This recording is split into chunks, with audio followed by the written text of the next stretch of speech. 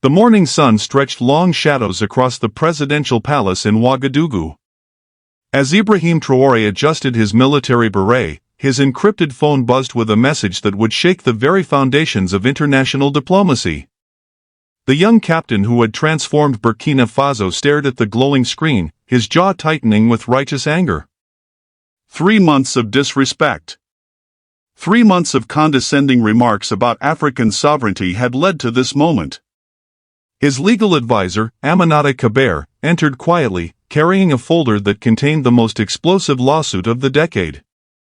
Inside rested documents demanding $80 million in damages, evidence of injury and insult that could no longer be ignored. "Mr. President, the international press is already gathering," Aminata whispered, her voice trembling with anticipation. The courthouse steps in Ouagadougou had never seen such a crowd. Reporters from CNN, BBC, and Al Jazeera jostled for space, their cameras flashing as word spread across social media like wildfire through the Sahel.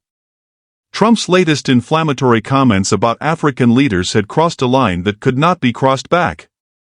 The lawsuit charged defamation, economic sabotage, and the deliberate destruction of Burkina Faso's international reputation. Each paragraph represented the dignity of a continent tired of being patronized. The irony was not lost on Traoré as he remembered his grandmother's words, "Stand tall against bullies, for they only win if you kneel." This was no longer about politics or pride. It was about respect, about the dignity owed to African nations. The $80 million figure represented calculated losses from cancelled mining contracts and broken diplomatic agreements. Investors had withdrawn after Trump's public mockery of Burkina Faso's anti-colonial policies. Each dollar demanded was more than compensation, it was a declaration that Africa would no longer tolerate economic intimidation. The young revolutionary understood that sometimes justice required speaking in the only language powerful men respected: money. As Traoré signed the final authorization, the room fell silent except for the scratching of his pen. That signature would echo across continents, from the bustling streets of New York to the quiet villages of West Africa. His communications team prepared press releases in French, English, and local languages, ensuring every African would understand the gravity of this historic moment. The lawsuit was more than legal paperwork. It was a declaration of independence from neo-colonial disrespect. Trump's empire, built on insults and intimidation, was about to face an opponent who had already toppled governments. The boy soldier had become a president. Now he would become the man who held America's most infamous figure accountable. At 3:47 a.m. in Mar-a-Lago, a secure line crackled to life. Trump's voice blasted across the Atlantic, dripping with arrogance. "Listen here, Captain, whatever your name is, you think you can kick out my mining companies?" On the other end, Ibrahim Traoré sat calmly in his modest office, the flag of Burkina Faso draped behind him. He had expected this call ever since nationalizing the gold mines owned by Trump's business partners. His interpreter, an elderly man named Issouf, listened with mounting indignation. Every word was recorded, archived, and prepared for international courts. "Mr. Trump, with all due respect, Burkina Faso's resources belong to the Burkinabe people," Traoré replied in crisp English. Silence hung for a beat before Trump erupted into a tirade about ungrateful third-world dictators. Every slur, every threat of sanctions was captured by the recorders. Traoré's aide, Marie Ouagadougou, scribbled notes as Trump's fury grew more unhinged. His threat to make Burkina Faso disappear from the map economically would become Exhibit A. His promise that no American company will ever invest in that godforsaken desert sealed his legal fate. The call lasted 17 minutes and 32 seconds, but its impact would last generations. Trump's final words, "You people don't understand real power," hung in the air like a curse. Traoré hung up with the calm of a man who had already stared down coups. His legal team, led by Harvard-educated Fatou Bensouda, had been waiting for exactly this moment. The recording was proof of malicious intent, undeniable evidence of economic warfare disguised as private business decisions. As dawn broke over Ouagadougou, Traoré walked to his window, gazing at the city he had sworn to defend. Streets bustled with vendors and students. His phone lit up with solidarity messages from African Union leaders. Presidents from Ghana, Senegal, and Nigeria had all faced similar intimidation. This lawsuit was no longer just about Burkina Faso. It was about Africa itself. The phone call had given them the weapon they needed. At the African Union headquarters in Addis Ababa, 54 leaders gathered. Traoré stood before them, voice steady despite the moment's wait. Brothers and sisters, today we draw a line in the sand against those who believe our dignity is for sale. The chamber erupted in thunderous applause. Ghana's Nana Akufo-Addo leaned forward, eyes gleaming with approval. This was no longer one nation's battle, it had become Africa's collective stand against decades of economic bullying. In the villages around Ouagadougou, elders gathered beneath ancient baobabs. Madi Traoré, the president's grandfather, listened to the radio with weathered hands clasped. "My grandson has found his warrior spirit," he whispered to farmers and craftsmen. He remembered the French colonial officers who had once spoken with the same condescension as Trump. Children who had never heard of Mar-a-Lago now understood their president was fighting for their future. The lawsuit was about more than money. It was about the right to stand tall on African soil. Social media exploded. #Dignity can't be bought trended in Lagos, Nairobi, and Cairo. Youth across the continent shared clips of Traoré's speeches alongside their own struggles against corporate exploitation. University students in Accra marched with banners reading "Africa Rising." The energy resembled the independence movements of the 1960s, now fueled by digital fire. That evening, as Traoré reviewed legal briefs, he received a call from Nelson Mandela's grandson. "Grandfather would have been proud," the voice said, heavy with emotion.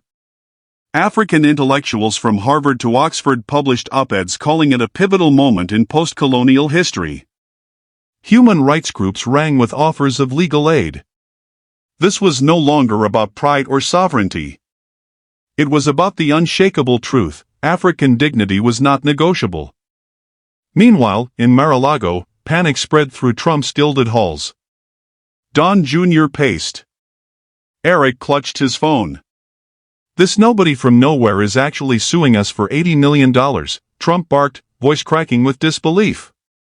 His new attorneys shuffled nervously through evidence, knowing the recorded call was bulletproof. The ornate mansion felt more like a cage as reality sank in. For the first time in decades, Donald Trump faced an adversary who couldn't be bought, bullied, or bankrupted. CNN screens replayed the call endlessly, each replay making Trump sound more unhinged, more racist. Corporations scrambled to distance themselves. His stock values crashed. Even loyal supporters struggled to justify economic warfare against an African nation. How was I supposed to know this African boy soldier had Harvard lawyers? Trump raged, slamming the table. Advisors explained that Burkina Faso's legal team included ex-ICC prosecutors and top constitutional scholars. The lawsuit cited violations of international trade law, economic coercion, and diplomatic protections. Swiss banks holding Trump's offshore accounts had already received subpoenas. The empire was unraveling. By midnight, Trump stood alone on his balcony, the Atlantic wind cool against his face. His phone buzzed with resignation notices from terrified allies. Donors stopped answering. For once, the man who never backed down realized he might have chosen a fight he could not win. In Geneva, the International Court of Justice convened in a sealed chamber. Traoré's lead counsel, Professor Aminata Diop, spread evidence across the mahogany table. The documents revealed a coordinated campaign to strangle Burkina Faso's economy, cancelled mining contracts, blocked loans, pressure on the World Bank to freeze $200 million in aid. Encrypted emails showed Trump's own son-in-law instructing business partners to make an example of this African upstart. Fabricated reports sabotaged Burkina Faso's cotton exports. Swiss accounts funded opposition militias. The most damning evidence came from a Trump Organization accountant who defected. She revealed parallel ledgers documenting the Teach Africa a Lesson strategy. the true damage wasn't $80 million. It was closer to $300 million over time. Her conscience broke when she realized entire villages starved from a crisis engineered in Mar-a-Lago. Her testimony became the final nail in Trump's legal coffin. As BBC World Service broadcast live from Ouagadougou, thousands filled Revolution Square, waving Burkina Faso's flag alongside Pan-African banners. When the announcer declared the lawsuit officially accepted by the International Court, the crowd erupted in song and ululation. Vendors abandoned their stalls to dance. Drums thundered against the walls of reclaimed colonial buildings. Across Africa, chants of justice for Africa rang in French, English, and dozens of tongues. The continent had found its voice. Young mothers lifted their children high, reminding them that this moment would one day be carved into the pages of history. The spirit was electric, spreading from the streets of Burkina Faso to every corner of the African continent within mere hours. CNN's breaking news alert rippled across Wall Street like a thunderclap, throwing trading floors into chaos as brokers shouted into phones with rising desperation. The Dow Jones crashed 400 points in the first hour alone, as investors grasped the magnitude of a lawsuit that could dismantle Trump's fragile business empire.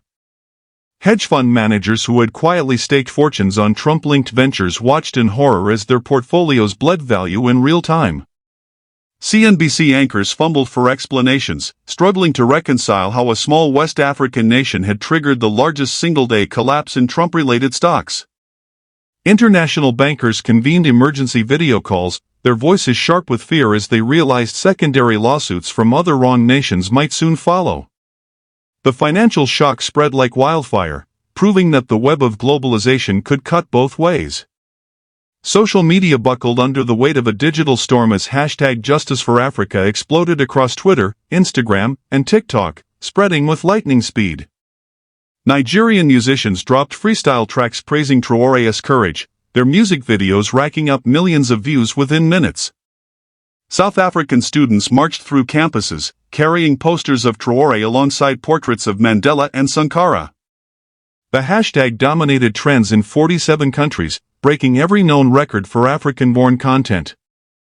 Celebrity voices joined the chorus. Oprah, John Boyega, and Trevor Noah used their platforms to amplify the cause. Tech executives whispered privately that they had never witnessed such organic, unstoppable global support for an African leader. European media scrambled to frame the story as their audiences demanded context.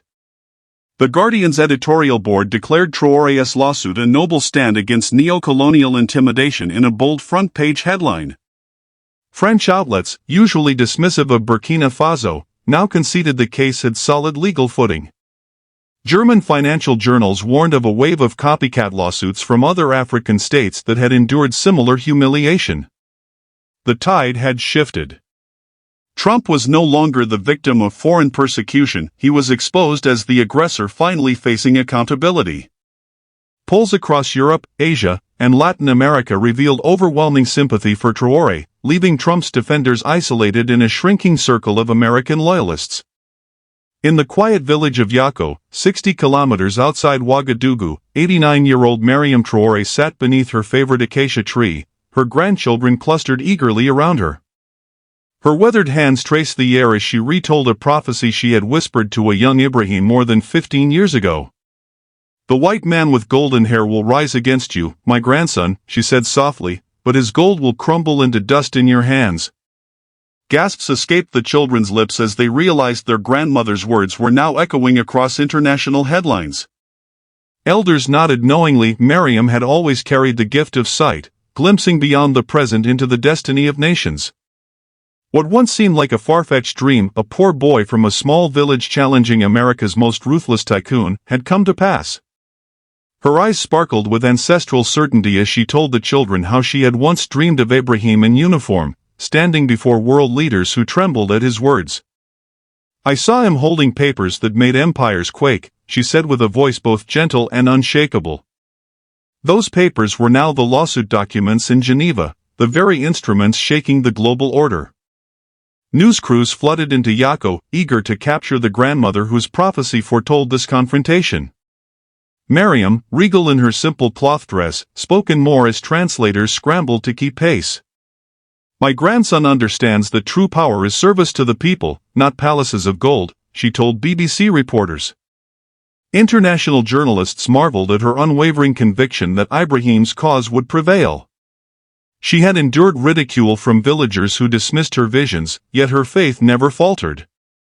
That prophecy, born in sacred visions, had guided her grandson's moral compass. Now, as the sun set over Yako, Mariam held his photograph close to her chest, tears of pride streaming freely. Children who once giggled at her predictions now realized they were witnessing myth transformed into reality. Meanwhile, in New York's financial heart, Goldman Sachs' boardroom fell silent as CEO David Solomon announced the immediate severance of all ties to Trump-affiliated entities. "We cannot risk our credibility or our African partnerships for one man's ego," he declared. Within hours, J.P. Morgan Chase and Bank of America followed, issuing statements about reputational risk and commitment to international law. Decades of carefully cultivated connections crumbled in a single afternoon. Trump's phone calls to bankers went unanswered. Allies who once clamored for his attention now claimed they were unavailable. The financial abandonment was more crushing than any legal defeat. Tim Cook of Apple drafted a public statement condemning economic intimidation of sovereign nations, announcing instead a new West African assembly facility. Microsoft pledged $200 million for digital infrastructure, directly including Burkina Faso. The signal was clear: corporate America was investing in Africa's future, not Trump's past. Disney axed a Trump-branded resort, citing evolving values. McDonald's quietly unveiled new franchises across Francophone Africa, including 3 in Ouagadougou. Luxury brands Louis Vuitton and Hermès tore up their Trump contracts, unwilling to risk African boycotts. Elon Musk, never far from the spotlight, announced Tesla charging stations across the Sahel, a symbolic declaration of powering Africa's tomorrow. By the close of trading, Trump's licensing empire had lost $2.3 billion in projected revenue. Corporate lawyers read out termination notices in trembling voices, while once loyal business partners huddled in fear of sanctions. Within 72 hours, the corporate exodus was nearly total. The empire was hollow. Money, the language Trump spoke fluently, was now flowing away from him and toward Africa's rising future. At The Hague, the International Court of Justice convened an emergency session. Chief Justice Joan Donoghue called the chamber to order as cameras rolled outside the iconic Peace Palace. The ornate courtroom had seen countless disputes, but none as charged as this David versus Goliath battle. Amal Clooney, leading Traoré's legal team, presented evidence so overwhelming that even seasoned justices shifted uncomfortably in their seats. The case laid bare a systematic campaign of economic warfare, a direct violation of international treaties. Even conservative judges struggled to find precedent for dismissal. In New York, the UN Security Council convened behind closed doors. Ghana's ambassador, Shirley Ayorkar Botchway, thundered about the dangers of letting private businessmen wage war against sovereign nations. The council, often bitterly divided, found rare consensus. Russia and China mocked American hypocrisy. Europe distanced itself quietly. Secretary-General Antonio Guterres released a statement affirming the primacy of international law. Trump's position was isolated. Harvard, Oxford, and the Sorbonne declared the case a watershed moment in legal history. Scholars called it the Traoré Doctrine, a new shield for small nations against economic bullies. The European Union scrambled to draft new laws protecting vulnerable economies from coercion by private actors. Swiss banks rewrote regulations overnight. Law schools updated their curricula. The world had changed. 6 months later, Ibrahim Traoré stood before the African Union Assembly, greeted by thunderous applause. The $80 million settlement was secured, but the victory was worth far more. It had sparked a continental awakening. Billions in new mining contracts poured into Burkina Faso. Roads, schools, and hospitals once starved of funds sprang to life. The term Traoré effect became shorthand for Africa's bold new confidence in global markets. Burkina Faso's GDP soared 12% in a single year. Across Africa, young entrepreneurs launched ventures with newfound faith that their nations would shield them from predatory foreign practices. University students wore shirts bearing Traoré's face, emblazoned with quotes about dignity and sovereignty. The boy soldier had become not just a president, but a symbol of continental pride. Meanwhile, Trump's empire lay in ruins, reduced to a handful of failing properties and a dwindling online following. His comeback dreams evaporated. Mar-a-Lago, buried under debt, faced foreclosure. His children publicly distanced themselves, with Don Jr. breaking down on live television. The Golden Empire, once a weapon of intimidation, dissolved into dust. But Africa rose. Stock markets from Lagos to Nairobi surged. Contracts were renegotiated on Africa's terms. The psychological shift was greater than any financial gain. Africans had rediscovered their voice. Dignity, once bargained away in foreign boardrooms, was now priceless. As the sun dipped over Ouagadougou, Traoré walked the streets he had once patrolled as a young soldier. Children played games, pretending to be President Ibrahim standing tall against playground bullies. His grandmother, Mariam, now 90, sat in her place of honor at state banquets, her prophecy fulfilled beyond imagination. The lawsuit was over, but its legacy was eternal. A new dawn had broken, a dawn painted in colors of unity, strength, and self-respect. Ibrahim Traoré's $80 million victory had proved one truth the world could no longer ignore: African dignity cannot be bought, and it will never again be bullied. What do you think about this historic stand? Subscribe for more stories of African leadership and share your thoughts in the comments below.